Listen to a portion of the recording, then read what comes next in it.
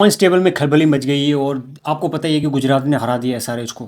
देखो एसआरएच और RCB, Kings eleven Punjab हो गई और ये गुजरात हो गई। इन 4 टीमों में मतलब कि पॉइंट्स टेबल में ज़्यादा कुछ फर्क नहीं है। अगर फर्क रहता है तो रन रेट में रहता है। अगर देखो स्टार्टिंग में ये है, चारों टीमें अग्रेसिव क्रिकेट खेली और लगा ऐसे कि इस टीम को हराना, इन टीमों को हराना मुमकिन नहीं है।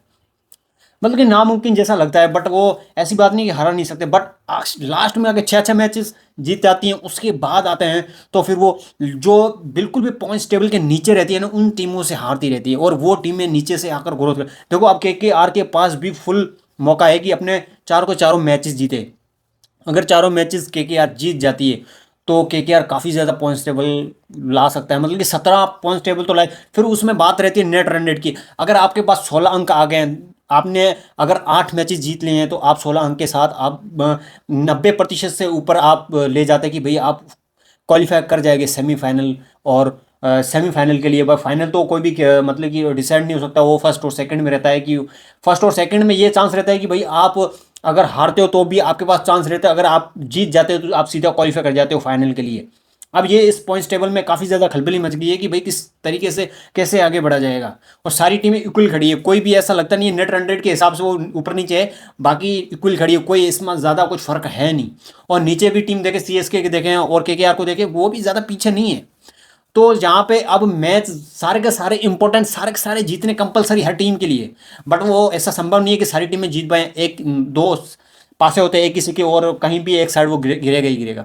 तो ऐसी बात नहीं। अब देखो बात करें गुजरात की, गुजरात ने जो बैटिंग की, बैटिंग में तो बहुत ज़्यादा मतलब कि ऐसा देखने को मिली। साई सुदर्शन और वाशिंगटन सुंदर ने जो 50-50 की पारी खेली और उसमें ज़्यादा कंट्रीब्यूट कर गई और अच्छी जीत फिनिश मैं कहता हूँ वो दे गए। बट बात करें जितनी बॉलिंग की भाई उतनी ही कम है।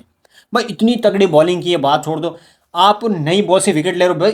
देखो अगर श्रेयस जाता है ना तो नई बॉल से जो ट्रेविस हेड की जो ली थी विकेट और अभिषेक शर्मा की विकेट ली ना, भाई उस सारा का सारा उधर गेम पलट हो गया। भाई गेम उधर से चेंज हो गया। क्यों? क्योंकि वो ओपनिंग पेयर ऐसा है कि भाई अगर वो खड़ा रहता है ना, 50 भी पार्टनरशिप कर देता है तो फिर आप उसको 200 प्लस करके ही मतलब मानते हैं। ऐसी टीम उसका पेयर। उसके बाद ईशान किशन आते हैं, वो भी अच्छा मतलब कि स्ट्राइकर से खेलते हैं और आपको पता ही है कि हर तरफ शॉट मारते हैं। ऐसी बात नहीं है कि वो जहाँ भी डालोगे वो उसी दिशा में मारेंगे।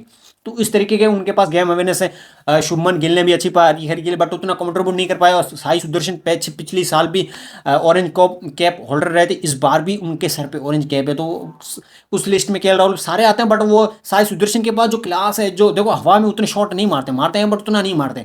बट वो ज़्यादा टाइमिंग पे डिपेंड करते हैं, ज़्यादा टाइम करने को जाते हैं, तो इसलिए वो सक्सेसफुल उनके पास है, वो इसलिए वो महारत हासिल है। सो गाइस आज के लिए तो इतने। वीडियो चले, वीडियो को लाइक करें। सी यू नेक्स्ट वीडियो।